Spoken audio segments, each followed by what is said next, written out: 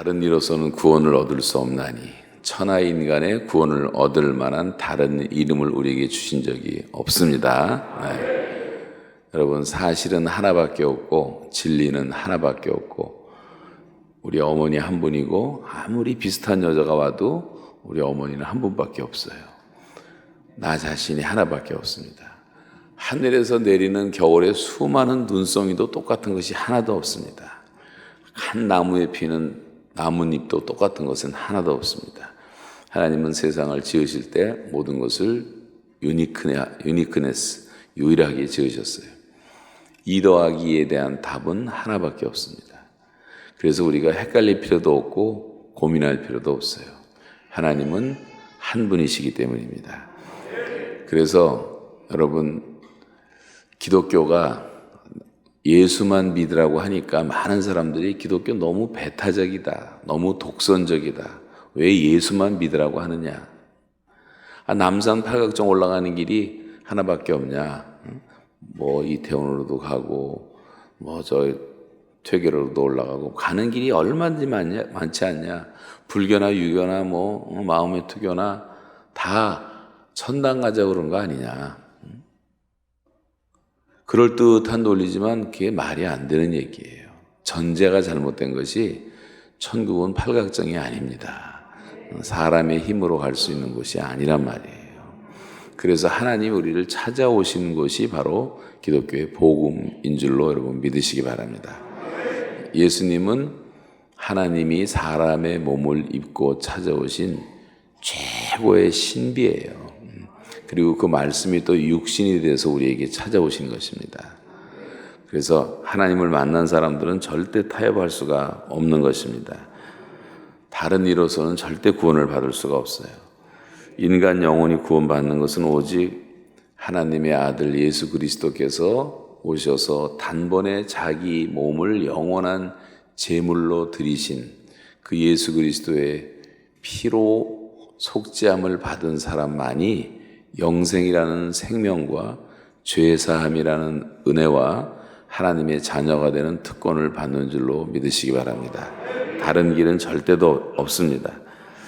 여러분, 소크라테스는 이렇게 말합니다. 나는 무지를 안다, 모른다는 것을 안다 그러다가 유명해졌어요. 그러나 예수님은 내가 세상을 다 창조했다고 말씀하시고, 예수님은요 모르는 것이 아무것도 없으세요. 아멘. 비교하는 걸 한번 들어보세요. 석가모니는 해탈의 도를 묻는 제자들에게 말하기를 너희 구원을 너희가 스스로 성취하라 그랬어요. 불교라는 것은 다 스스로 도를 닦는 겁니다. 그렇지만 예수님은 자기 생명을 많은 사람의 대속물로 주시기 위해서 왔다고 말씀하셨어요. 완전히 모든 것에 다른 것입니다. 공자님은 여러분 논어에 보면 자로편이 나오는데, 제가 정말 무진장 재밌게 공부했던 것 중에 하나가 이제 논어인데, 그 자로 14편에 보면 자로가 공자에게 내세에 대해서 묻습니다. 선생님, 내세는 어떻게 생겼습니까? 그때 공자가 화를 냈어요. 야, 이 땅의 일도 모르는데 무슨 내세를 아느냐? 얼마나 정직합니까? 그래서 공자가 된 거예요. 예수님 뭐라 그랬습니까? 내세를 다 알고 계세요. 이 제자들한테 두려워하지 말라. 내가 너희가 있을 처소를 예비하러 간다. 처소 예비하면 다시 너희 데리러 오겠다. 그거 거짓말이라면 예수는 최고 사기꾼이죠. 거짓말장이죠. 예수님은 다 그렇게 말씀하셨습니다. 마호메트는 나는 무릎이 닳도록 죄를 씻기 위해서 기도했다고 했어요. 근데 예수님은 너희 중에 누가 나를 죄로 책잡겠느냐? 아무도 예수를 죄로 책잡은 자가 없어요. 여러분, 예수님을 가장 가까이에서 따랐던 그 베드로도 말하기를 오직 점없고 흠없는 어린 양 같은 예수 그리스도의 피로, 보배로운 피로 된 것이다. 예수님을 가장 가까이에서 봤던 베드로가 그는 점도 없고 흠도 없으신 분이다. 예수님 품에 안겼던 사도 요한도 말하기를 그는 세상 죄를 지고 가는 하나님의 어린 양이로다라고 말했어요. 예수를 재판했던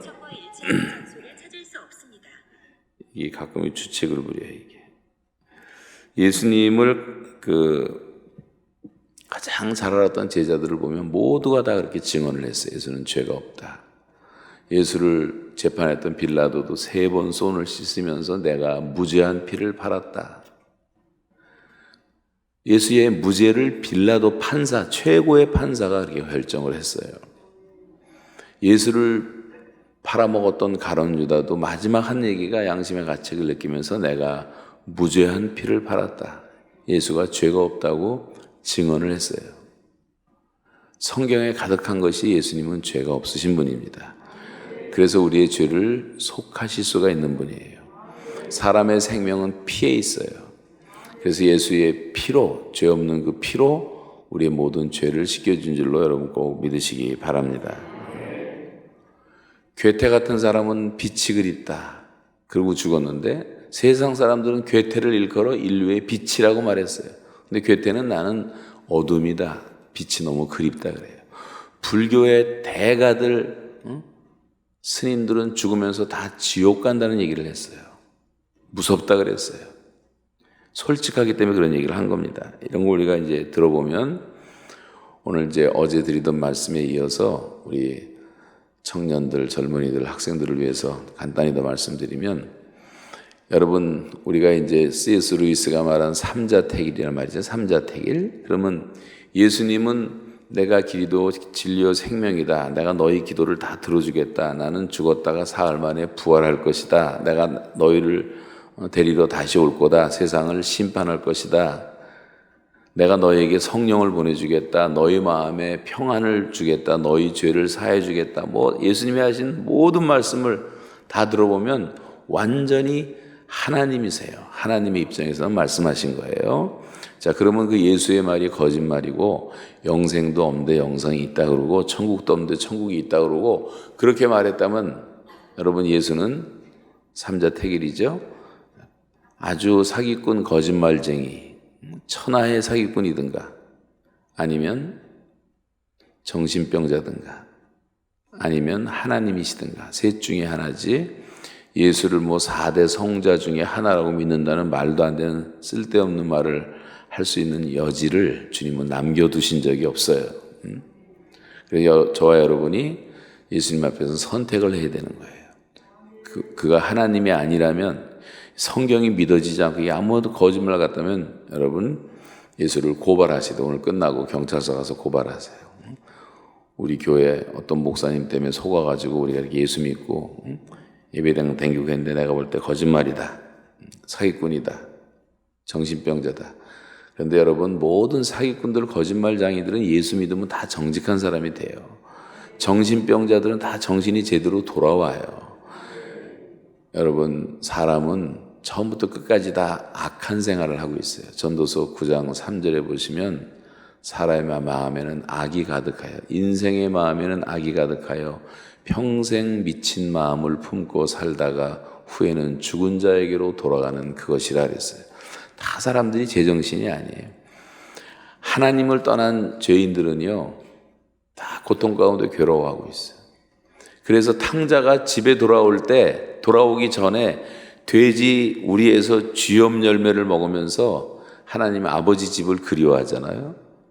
그러면서 그가 스스로 돌이켜 가로되 자기 자신에게 먼저 돌아왔단 말이에요.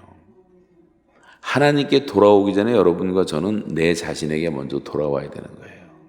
영어 성경에는 아주 쉽게 되어 있어요. He came to himself. 그가 그 자신에게 돌아왔다. 우리가 먼저 정신을 차려야 돼요. 정신 나간 말을 하는 사람이 너무나 많고 자기가 하는 말이 무슨 말인지도 모르고 떠드는 사람도 너무 많고 자신에게 돌아와야 돼.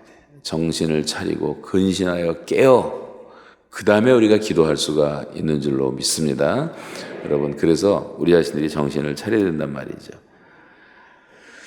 오늘 이제 하나님의 은혜를 잠깐 말씀드리고 계속 말씀드리겠는데 우리가 생각해보면 다 하나님의 은혜 아닙니까 여러분? 살아가는 삶 자체가 다 은혜지요. 은혜가 없이는 하루도 살 수가 없어요. 은혜라는 것은 나하고 상관없이 하나님이 우리에게 일방적으로 베풀어 주시는 어떤 페이버, 호의를 말하는 것인데 그냥 나는 상관없이 나한테 일방적으로 주신 것들이 있어요. 뭐 쉽게 말하면 우리가 지금 숨 쉬는 공기라든가 이 마스크 껴도 좀 답답한데 여러분 유해가스를 마시고 질식했던 사람들은 숨 한 번 쉬는 게 너무나 고맙다는 것을 잘 알아요. 저 대구 지하철 사건 지옥철이라고 말하는데 그때 사람들은 지금도 트라우마가 있어. 숨 막힌 고통 때문에. 숨 쉰다는 게 너무 감사한 거예요. 제가 자유를 잃어버리고 나니까 365일 24시간 자유가 없었어요. 화장실 갈 때도 앉아서 이렇게 쉬는 시간에도 손 들어야 돼. 허락하면 옆에 한 발자국 가는 화장실을 갔다 올 수가 있어요. 저는 40시간 비행기를 타고 아마존에서 오는데 40시간 탄다는 게 무진장 지루한 일입니다. 그런데 저는 지루하지가 않은 이유가 북한 감옥을 생각하니까 내가 마음대로 화장실 갈 수 있다는 한 가지만도 너무 행복한 거예요. 감사한 거예요.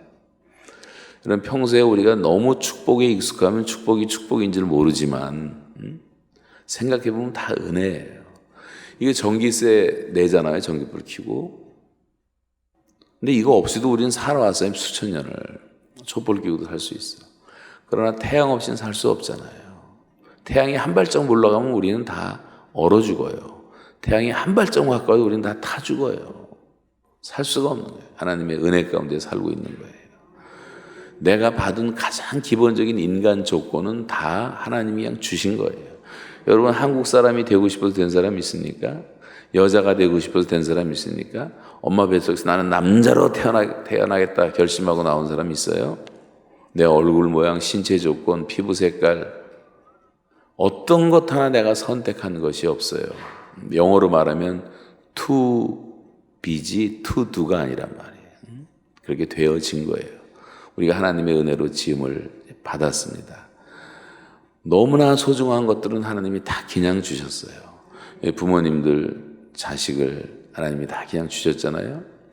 어제 어떤 전도사님 잠깐 만났는데 전도사님의 애가 넷이더라고. 그런데 막내 안 낳으려 그랬대. 셋만 낳으려 그랬다가 어떻게 하나 더 낳게 됐는데 얘가 없었으면 큰일 날 뻔했다 그러더라고. 응? 여러분 우리는 우연히 태어난 존재가 아니에요. 하나님의 특별한 은혜 가운데 다 태어난 것입니다. 그런데 그 자식 하나가 얼마나 소중한, 자식을 돈으로 바꿀 수가 있어요. 측량할 수가 있어요. 계산할 수가 있어요. 너무 소중한 것들은 하나님이 다 그냥 공짜로 주신 거예요. 공짜로 준 것이 세상에서 제일 좋은 것인 줄로 믿으시기 바랍니다. 손가락 하나 이거 자르고 이 대신 보석을 박아서 만들어주겠다 그러면 바꿀 사람이 있어요? 아무리 보석에 미친 여자라도 그럴 사람은 없을 거예요. 값으로 계산이 안 되는 것들은 하나님이 다 그냥 주신 거예요. 그걸 우리가 은혜라 그러잖아요. 은혜. 하나님의 은혜가 없이 어떻게 사람이 살 수가 있어요. 그런데 그런 일반적인 모든 사람에게 주신 은혜도 있지만 수도 없이 많지만 하나님이 특별히 주신 은혜가 하나가 있는데 그게 바로 하나님이 세상을 이처럼 사랑하사 최고도로 사랑하사 독생자를 주셨으니 최고의 선물을 주셨으니 누구든지 이건 최대의 기회예요. 누구든지 최고의 기회가 열려 있어. 저를 믿기만 하면 믿는 것은 최고의 단순성이에요. 믿는 것처럼 쉬운 게 어디 있어요? 멸망치 않고 이건 최고의 약속이 하나님이 절대 멸망치 않고 영생을 얻으리라. 이건 하나님의 최고의 소유를 말씀하는 거예요. 여러분 하나님이 세상을 이처럼 사랑하사 독생자를 주셨으니 누구든지 저를 믿으면 멸망치 않고 뭘 얻어요? 영생을 얻는다. 이게 하나님의 은혜인 줄로 믿으시기 바랍니다. 너희가 그 은혜를 인하여 믿음으로 말미암아 구원을 얻었나니 이것은 너희에게서 난 것이 아니요 하나님의 선물이라. 그렇죠? 하나님의 선물이라. 우리 행위에서 난 것이 아니란 말이에요. 우리의 노력과 아무 상관이 없어요. 라이센스 따듯이 내가 뭐 새벽기도 안 빠지고 나 나왔다, 내가 주의를 잘 지켰다, 헌금을 잘한다, 그거 하다고 구원하고는 아무 상관이 없어요. 구원은 오직 예수 그리스도를 믿음으로 주시는 하나님의 선물인 줄로 믿으시기 바랍니다. 여기에는 일체 타협이 없어야 돼요. 여기에 타협하는 자는 마귀예요. 마귀. 응? 사탄이에요. 갈라디아서가 그래서 쓰여진 거예요. 내가 너에게 전한 복음 외에 다른 복음을 전하는 자는 저주를 받을지어다 그랬어요. 하늘의 천사라도 저주를 받을지어다. 하나님이 베풀으신 특별한 은혜가 예수의 피로 죄사함 받는 것인 줄로 믿으시기 바랍니다. 그래서 다른 길이 없어요. 다른 방법이 없어요. 오직 예수로만 사람은 구원을 받는 거예요. 그래서 이 말씀을 선포해야 되는 거예요. 여러분이 믿음으로 기도하고 예수 그리스도의 십자가, 예수 그리스도의 부활, 하나님의 사랑을 증거할 때 성령님이 나와 함께 역사하시고 그 말씀을 듣는 죄인들을 깨우치사 회개하고 돌아오게 하는 것이 복음 전도라고 하는 것입니다. 그래서 이것은 믿음으로 하는 거예요. 하나님 말씀 믿음으로. 우리가 왜 전도를 또 해야 되는가? 네 번째 이유는 어제 세 가지 말씀드린 거예요. 첫째는 예수님과 사도들이 모범을 보였다. 둘째는 예수 그리스도의 명령이다. 여러분, 이 복음 전하지 않는 건 명령 불복종죄예요. 저와 여러분은 예수 그리스도라는 사령관의 명령을 받고 모인 다 예수의 군사들인 줄로 믿습니다. 우리가 다 군인들이에요, 여러분. 예수의 군대가 돼야 돼요. 옛날에 선교사들이 찬송 부를 때 믿는 사람들은 군병 같으니 씩씩하게 우리가 그 찬송을 불러야 되는데 우리 교인들이 그렇게 신통치가 않았나 봐요. 그랬더니 당신들은 믿는 사람들은 군뱅이 같으니 그렇게 부르느냐, 군뱅이 같이 부르느냐 이런 말을 했는데 우린 다 군사들이란 말이에요. 군사들. 군대에서는요, 저도 이제 군대 생활했던 기억이 나는 것이 항상 작전에 실패한 지휘관은 용서를 받는다. 그러나 명령 불복종죄는 용서가 없다. 전시에는요, 명령에 불복종하면 그 자리에서 총살입니다. 군대는 명령에 따르는 거예요. 여러분, 예수님의 명령에 지금 정말 따르고 있습니까? 순종하고 있습니까? 복음을 전하라 그랬으면 전해야지. 복음을 전하지 않으면 화가 임한다 그랬어요. 여러분 가정에 왜 화가 임합니까? 교회가 왜 이렇게 어려움 나고 화를 받습니까? 나라가 왜 이렇게 어려움을 겪습니까? 이게 다 100% 복음 전파하고 관련되는 거예요. 여러분, 개인이 열심히 복음을 전하고 하나님의 말씀을 증거하는 동안은요, 놀라운 기적이 많이 일어나요. 무슨 독을 마실지라도 해롭지 않고, 독사가 물어도 해롭지 않고, 이건 그냥 여러분 오늘 돌아가서 집에서 양잿물 한번 마셔보세요. 다 죽지. 이건 그렇게 하라는 뜻이 아니라 복음 전하는 현장에서는 내가 비상하게 너희를 간섭해서 보호하고 지켜주겠다는 약속의 말씀이에요. 여러분 보세요. 복음을 전하는 교회가 항상 부흥되잖아요. 선교사를 많이 파송한 나라가 최강을 이루잖아요. 우리나라도 1945년 교회가 200개밖에 없었는데 1970년도에 교회가 200만 개가 됐어요. 교인들이 200만 개가 됐어요. 200만 명이 됐었는데 빌리그리암 크루세이드를 73년도, 74년도 엑스폴로 뭐 계속 복음의 무브먼트가 일어나면서 한국에서 사상 전례 없는 부흥이 일어났는데 1년에 100만 명씩 예수를 믿었어요. 1980년대 오면서 우리나라 기독교 인구는 1000만이 되고 나중에 1200만까지 가서 한두 번만 힘쓰면 사상 전례 없는 기독교 민족이 태어난다고 꿈에 부풀어 있을 정도였어요. 선교사를 32,000명을 파송을 했어요. 선교 2위 국가가 됐어요. 전 세계의 가장 대단한 교회, 교파를 다 초월해서 26개는 다 대한민국에 있었어요. 이런 예가 없었어요.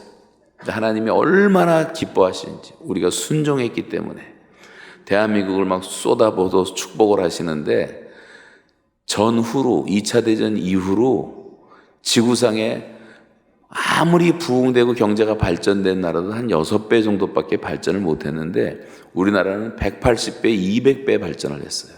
유일하게 지구상에서.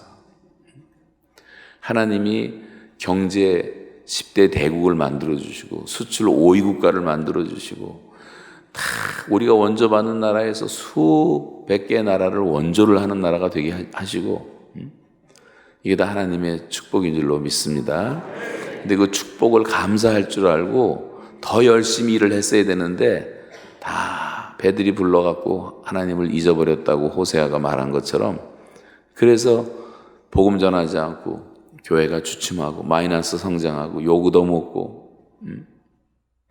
선교사 파송률이 1년에 1000명, 1500명씩 파송하던 것이 한 3, 4년 전부터 우리나라 선교사 파송률은 제로가 돼버리고 마이너스 성장이 돼버리고, 그러니까 나라가 화가 오는 거예요.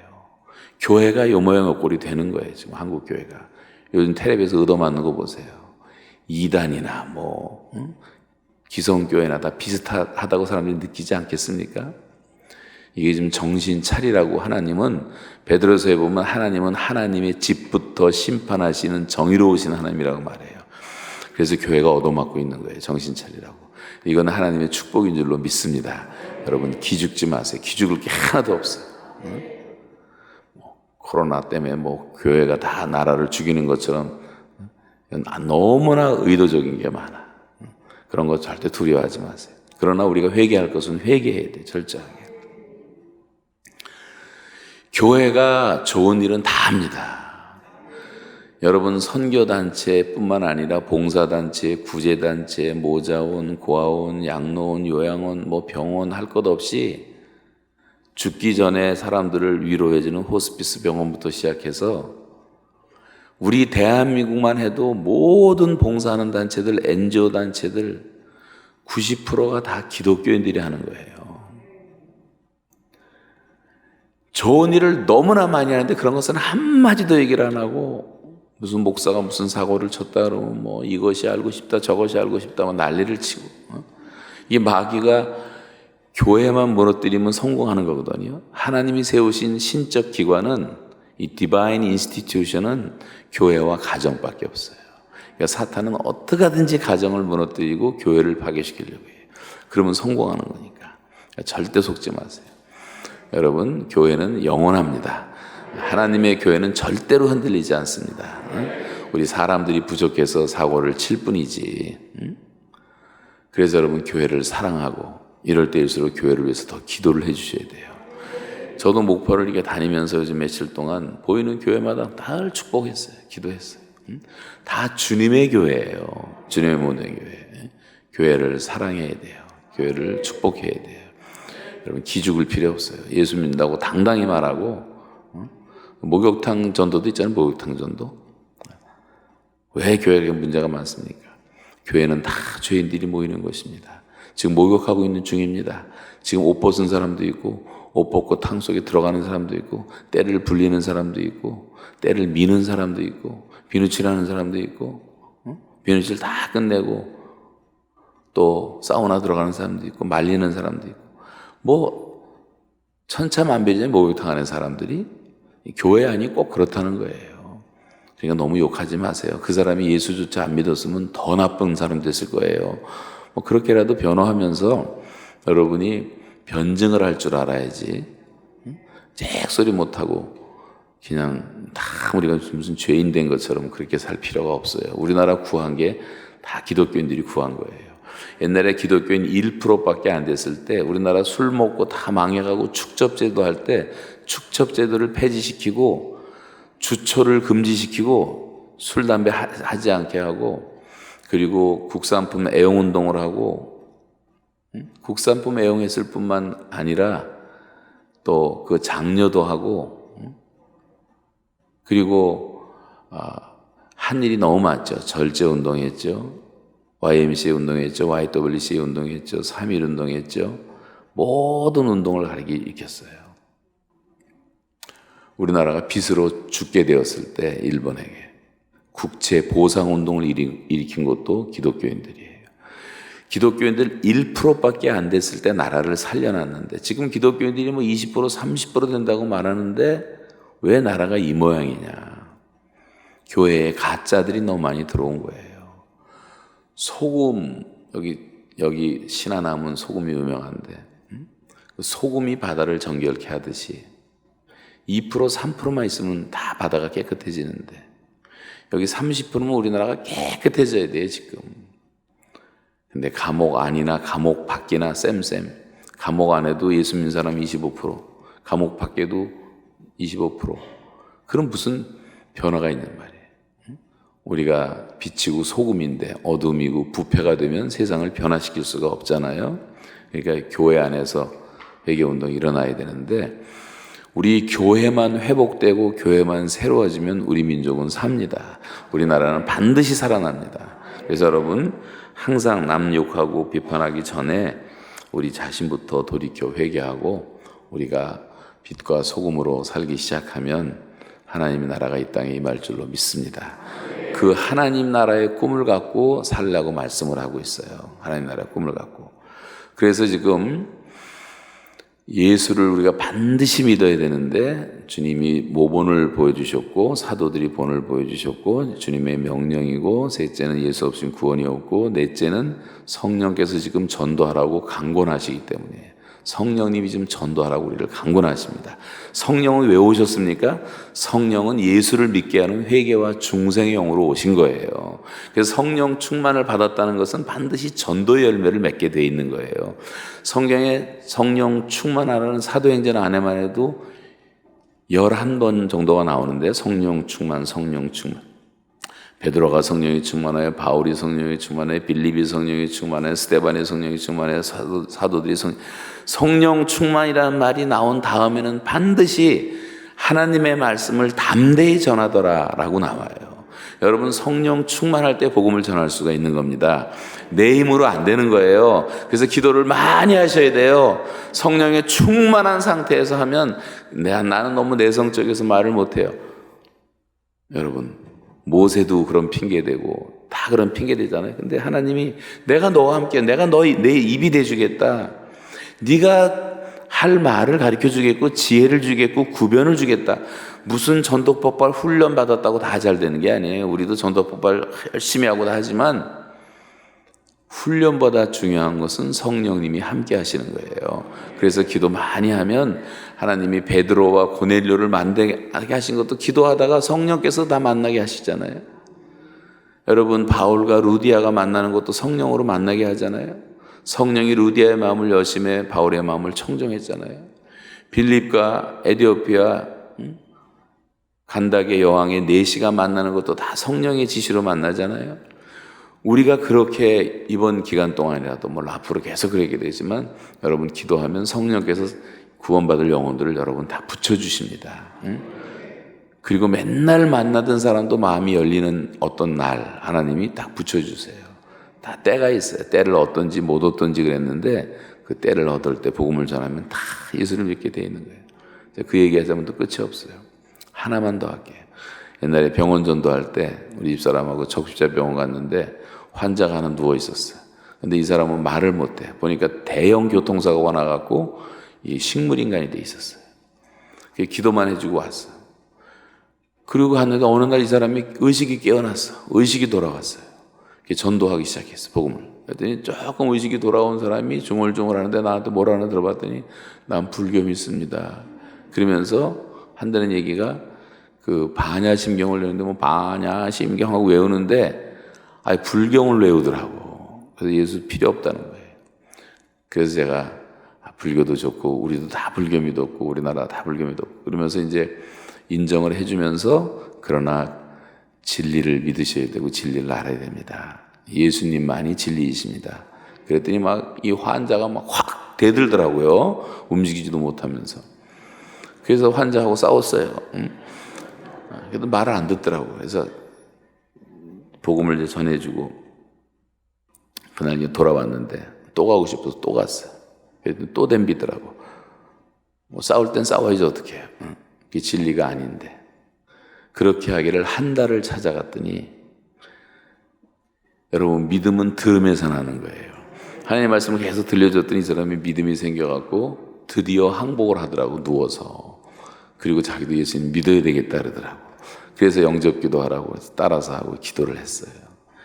이 사람 얘기를 할래도 제가 한 몇 시간 얘기를 해야 될 정도로 스토리가 많은데 그리고 헤어졌어. 근데 얼마 후에 이 사람이 퇴원을 했어요. 그리고 한 달쯤 지났나 저한테 전화가 왔어. 자기한테 한번 꼭 와달래. 어디냐 했더니 종로 2가에 있대. 종로 2가에 있는 유니 타자 학원이라고 옛날에 그 학원 원장이었는데 이 학원은 뭐냐면 한 달에 200명씩 젊은이들 군대 가기 전에 행정요원들이 나라에서 보내갖고 200명씩 타자 훈련을 받는 학원이었어요. 그래서 2달 받고 군대 가고 또 200명 2달 받고 군대 가고 계속 수백 수천 명을 군대로 보내는 학원이었는데 이분이 예수 믿고 나더니요. 얘네들 졸업식 때 전도를 하고 싶은데 어떻게 할 줄 모르니까 저를 오라고 그러는 거예요. 갔더니 다 회식을 하는데 술병 다 밑에 숨겨놓고 예배를 드리자고. 아무것도 모르는 사람들이니까. 그래서 복음을 전하고 그 가르치는 선생들, 학원의 선생들 7명 전도해서 다 세례주고 그리고 이제 그 학원에서 이제 전도를 시간 날 때마다 가서 하게 됐는데 그 어장 아니에요, 어장. 다 200명씩 앉아있습니다. 이분이 너무 전도를 하고 싶으니까 아예 교재를 타자 교본 이렇게 두꺼운 책인데 이거를 아예 싹 바꿔버리더라고. 원장의 재량으로. 자기가 사형리를 통해서 예수를 영접했기 때문에 아예 표지에다가 하나님은 당신을 사랑하십니다. 당신을 위해서 놀라운 계획을 갖고 계십니다. 그거를 표지를 만든 거예요. 타자 교본을. 그리고 열어보면 1원리, 요한복음 3장 16절, 뭐 2원리, 요한복음 10장 10절 뭐 이런 식으로 쭉 써갖고 뭐 10스텝 성경 공부한 교재를 다 이렇게 만든 거예요. 그러니까 200명의 아이들이 2달 동안 두드리는 게 뭐냐면 하나님은 당신을 사랑하십니다. 당신을 위해 놀라운 것 갖고 계십니다. 혼자 스스로 전도받도록 이거 타자는 반복해야 되잖아요. 여러분 군대는 일방적이기 때문에 그게 가능하더라고요.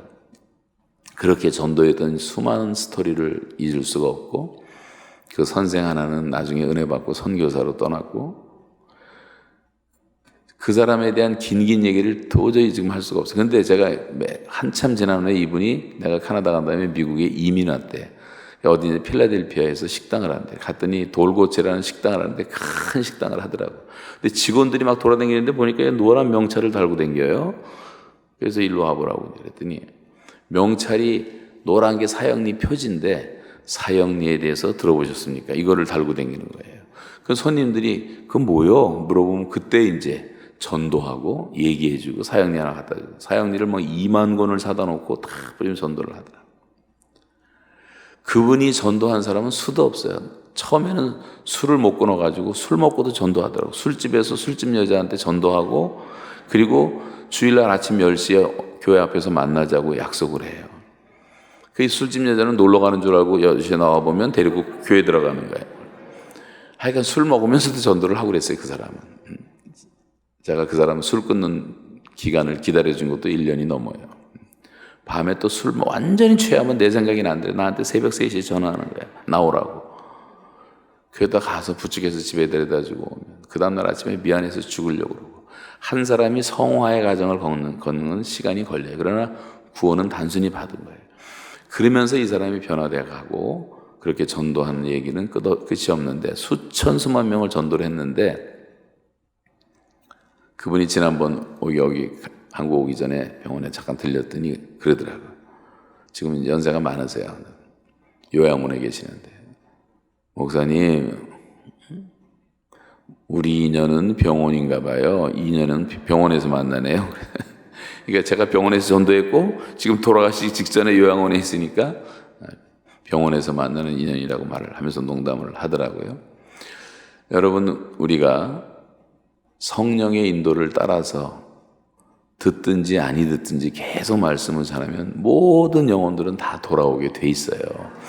교회를 핍박하고 교회를 싫어하고 예수를 욕하는 사람일수록 뒤집어질 가능성은 얼마든지 더 있는 거예요.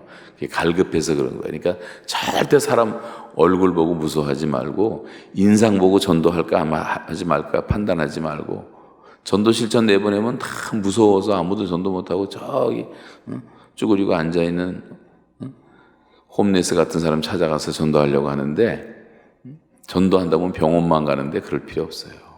여러분 국회의원도 찾아가세요. 교장 선생님도 찾아가세요.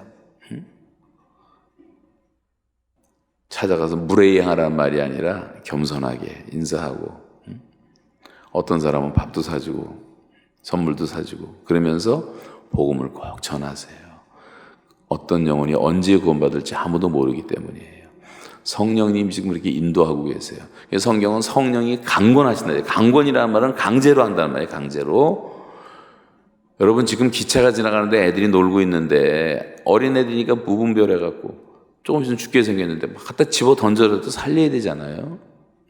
맹인이 걷고 있는데 이 낭떠러지로 걸어가고 있으면 소리 빽빽 질러서라도 막 잡아 당겨서라도 살려야 되잖아요. 거기 무슨 에티켓이 필요합니까? 예의가 필요합니까? 여러분 자녀들이 집 나가서 집에 안 들어오는데 들어보니까 어디 마약 소굴에 가서 애들하고 마약을 하고 있어요. 지나가다가 그걸 발견했어요. 야, 너 마약 조금만 하다가 집에 돌아와. 그럴 부모가 어디 있어요? 들어가서 멱살이라도 자꾸 끌고 나오지 않겠습니까?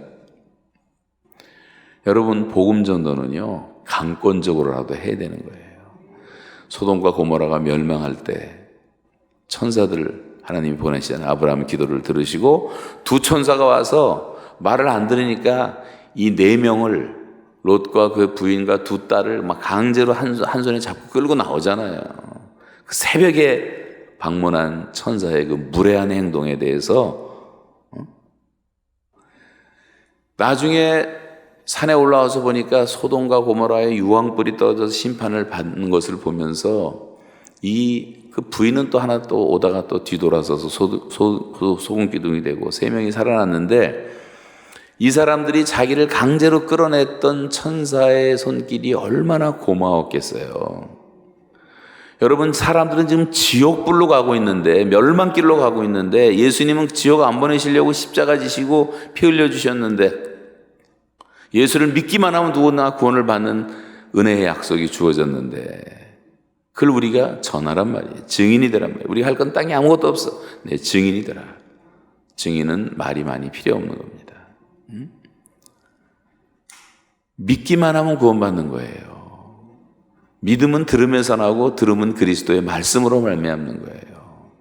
증인이 왜 그렇게 말이 많고 쓸데없는 소리 많이 하고 목사 신부라는 사람들도요 부활절 메시지 뭐 조선일보 같은 데 내는 거 보면 웃기지도 않아요. 예수 그리스도의 부활이라고 써놓고 내용은 톨스토이의 부활 같은 얘기나 하고 있고 십자가에 피 묻은 복음을 전할 용기가 없는 거예요. 또 신문사가 허락을 안 하니까 다 복음을 퇴색시켜버린 거예요. 예수가 당신을 위해서 죽었다. 너무나 사랑하기 때문에 그리고 우리의 죄사함을 주시고 우리를 의롭다고 해서 부활하셨다. 그 예수를 믿기만 하면 당신도 오늘 지금 이 자리에서 죄를 사함받을 수가 있고 하나님의 자녀가 된다. 영생을 얻는다. 그게 성경의 가르침을 그대로 전하면 되는데 우리가 쓸데없는 소리를 많이 하냔 말이에요. 증인되는 겁니다. 성령이 지금 전도하라고 강권하시기 때문에 전도하셔야 되는 거예요. 순종하는 거예요. 성령 충만이 막 푸다닥질하고 해서 뭐 어떤 데 가면 기도원에서 엎어져 자빠지고 막 뒹굴고 난리를 치는데 성령 충만 받을 때 그런 현상이 나타날 수도 있겠지요. 그러나 그것이 성령 충만이라고 말해서는 안 되는 거예요. 그건 자아도취예요. 자기 도취가 많고 그리고 성령 충만을 빙자한 영적으로요 어떤 노름을 하는 것 같아요. 많은 사람들이 영적 흥분을 하는 것 같아요. 쓸데없이. 성경은 전도의 열매가 없는 성령 충만은 허락하지 않습니다. 반드시 전도의 열매를 맺게 돼 있어요. 내가 정말 성령 충만한가 하는 것은 나를 통해서 예수 믿는 사람이 얼마나 많아지고 예수의 제자로 얼마나 많은 사람이 길리움을 받고 있는가를 봐야 돼요. 열매를 봐서 알 수가 있는 거예요. 여러분 괜한 그런 쓸데없는 잘못된 사람들 가르침에 빠지지 말고 정말 성령 충만해서 성령의 인도를 받아 복음 전하는 여러분 되시기를 바랍니다. 믿음은 들으면서 날 뿐 아니라 또 영적 생명을 내일까지 계속 해야 될 것 같아요. 아무래도 그래서 영적 건강을 위해서 우리가 전도해야 돼요. 여러분 생명 보존의 법칙이에요. 건강하려면 3가지가 있어야 되는데 공기호흡, 신진대사, 그 다음에 영양 섭취예요. 잘 먹어야 돼요. 어제 어떤 분들이 저를 만나서 나오자마자 저를 봤을 때 80대 할아버지 같은데 어떻게 이렇게 얼굴이 좋아졌냐. 잘 먹으니까. 먹어야 돼요. 그 다음에 호흡을 잘해야 돼. 우리가 하나님 말씀 다 먹고 호흡하듯이 기도하고 다 중요하지만 신진대사가 안 되면 병이 나는 거예요. 운동 안 하면 성인병 걸리는 거예요. 운동을 해야 돼요. 저도 새벽기도 끝나고 2시간 걷습니다. 해변 걷기가 너무 좋더라고요. 새벽기도 끝나고 너무 잠자지 마세요. 잠자면 건강이 더 나빠질 수가 있어요. 너무 못 잔 사람들은 좀 자야 되겠지만 운동으로 하고 나면 다 풀려요, 몸이. 이 건강이 얼마나 중요한지 아십니까? 잘 먹고 막 배가 나오고 살찌고 아무리 호흡을 잘해도요, 신진대사 운동이 없기 때문에 다 비대해지는 거예요. 교회가 비대해지는 이유가 그런 거예요. 전도를 안 하니까. 전도는 영혼의 운동과 같은 거예요. 우리의 삶을 나눠주는 거예요. 여러분, 내가 성령을 받고 내가 가지고 있고 기도와 사랑과 믿음과 이걸 내가 가지고만 있으면 다 없어져요. 이건 줄 때 커지는 거예요. 믿을수록 믿음이 커지고 사랑할수록 사랑이 커지고 남들을 위해 기도할수록 기도가 커지고 영적인 것은 주라고 주신 거기 때문에 복음을 전할수록 교회가 부흥되고 선교사를 파송할수록 나라가 부강한 나라가 되고 역사를 보세요. 세계 최강 국가들은 다 선교사를 가장 많이 파송한 나라가 지금도 미국이 당연히 1등이에요. 아직까지는. 그래도 저렇게 죄를 많이 짓고 그래도 선교사들이 많이 나온 나라이기 때문에 하나님이 아직도 미국을 쓰시는. 대한민국이 뭐예요? 흑암에 앉았던 백성들인데 예수 믿고 금방 회개하고 전도하고 막 100만, 200만, 1000만 기독교인이 3만 명 선교사 파송하니까 하나님이 우리나라에 국력도 주시잖아요. 우리가 선교하는 나라가 되려면 3가지 조건이 있어야 되는데 반드시 영적 부흥을 경험해야 되고, 둘째는 경제적인 뒷받침을 할 수 있는 능력이 있어야 되고, 세 번째는 헌신할 수 있는 맨파워가 있어야 되는데 한국은 그것이 완벽하게 갖춰진 나라란 말이에요. 지금 우리는 놀라운 영적 부흥을 경험했습니다. 하나님이 경제적 축복을 줘서 서포트할 수 있는 힘이 있습니다. 그 다음에 헌신된 젊은이들이 아직도 많이 있습니다. 앞으로 10만, 20만 선교사를 파송할 저력을 한국교회는 가지고 있어요. 근데 여기서 우리가 쉬지 말고 계속 선교를 해야 된단 말이에요. 그렇지 않으면 죽어요. 여러분 전도해 보세요. 전도하다 보면 별별 사람 다 만납니다. 무슨 장로 때문에, 집사 때문에 못 믿겠다, 사기꾼들이다, 예수 믿는 사람 믿을 수가 없다, 별소리다. 또 가론유다가 천국 갔냐, 지옥 갔냐, 선악과는 왜 만들었냐, 쓸데없는 얘기들도 많이 하고, 우리는 불교 믿는다, 꼭 예수만 믿어야 되느냐. 그런데 전도하다 보면 답변을 잘 못해. 내가 너무 무식하구나 하는 걸 깨달아요. 그리고 이 교회가 잘못한 것도 많구나, 회개해야 되겠다는 생각 들어요. 이 전도는 나쁜 게 하나도 없어요. 그 전도 과정에서 우리가 배우는 게 너무나 많아요. 제가 서울대학교 담당해서 3년 동안 사역을 할 때 서울대학 안에 제가 전도했던 노동노라는 친구가 있는데 서울법대 1학년이었는데 얘를 데리고 이제 전도하러 다녔어요. 캠퍼스 다니는데 그날따라 그냥 다 퇴짜를 맞아요. 다 겁을 하고. 그래서 이놈을 한때 전도하는 모범을 보이려고 왔는데 죽을 쓰니까 저도 맥이 좀 빠졌어요. 근데 끝나고 평가회라고 얘기를 하는데 오늘 뭐 느꼈냐 그랬더니 얘가 엄청나게 심각한 얼굴로 이런 얘기 하더라고. 사실은 자기가 내 앞에서 전도를 거부하는 애들을 보면서 며칠 전까지만 해도 나도 저런 놈이었구나. 자기가 예수 믿은 게 너무나 감사하다는 거예요. 여러분 전도 과정에서 전도가 안 돼도 그게 교훈이 되더라고요. 여러분 전도하는 과정에서 내가 무식하다는 걸 알고 성경 공부하게 되고 제자 훈련 받게 되고 기도 많이 하게 되고 성령 충만 받게 되고 서로 사랑하게 되고 회개하게 되고 교회의 모든 문제가 사라지고 잡음이 없어지고 건강한 교회로 자라게 돼 있는 거예요. 전도를 안 하니까 교회의 본질에 충성을 안 하니까 쓸데없는 소리하고 전화당해하고 교회가 분열되고 싸우고 힘이 남아 돌아가니까. 여러분 교회도 잘 그렇게 하시는 걸로 알고 있지만 우리 교회도 제가 30년 목회를 했는데 30명 데리고 시작을 했는데요. 쉴 시간이 없어요. 한 번도 싸울 시간도 없고 쉴 시간도 없었어요. 계속 성경 공부하고 계속 전도하고 그렇게 하니까 잡음이 없어지는 거예요. 교회가. 교회는 다 성장하게 돼 있는 거예요. 건강하게. 여러분 영적 건강을 위해서 반드시 전도하셔야 됩니다. 오늘 하루 남았어요. 어제 제가 부탁드렸죠. 전도 한마디라도 해보자고. 그냥 지나가는 말로라도 한마디 해보시는 분 손 드세요. 근데 여러분 네, 손 드리세요. 감사합니다. 이제 내일까지 한번 해보세요. 그렇게. 하나님이 기회 주실 때 복음을 전해보세요. 어떤 반응이 오는가 기도하시고 반드시. 여러분이 실천하시면 저는 여기 일주일 온 보람이 있고, 실천 안 하면 저는 여기 괜히 온 거예요. 제가 혼자 돌아다니며 전도하는 게 더 훨씬 나아요. 10사람, 20사람, 30명 전도할 수 있잖아요, 일주일이면. 여기서 막 떠들다 가봤자 무슨 소용이 있어요. 하나도 실천 안 한다면. 100번 설교를 들어도요, 한 번 전도하는 게 더 좋은 겁니다. 꼭 복음을 전하시고, 이 목포부터 구원하시는 이 30%가 아니라 이 목포를 송두리째 복음화 시켜버리면요, 중국의 온주는 80%가 예수를 믿어요. 중국을 붙잡고 있는 주가 온주예요. 다 80%가 기독교인이에요. 중국의 모든 재벌이 다 온주에 있어요. 그룹 회장들이 다 목사들이에요. 거의 다. 시진핑도 꼼짝을 못해. 그런 모범적인 도시가 하나 나오면 얼마나 좋겠습니까? 인도에도 그런 도시가 있어요. 대한민국에는 목포다. 목포하면 다 크리스찬들이다. 예수 믿는다. 거기는 코로나도 못 가더라. 거기는 바닷가에서 너무 아름답더라. 제가 어제 바닷가 좀 다녀보니까 너무 아름다워. 대한민국에서 최고 아름다운 데 여러분 사는 거예요. 자부심을 가지세요.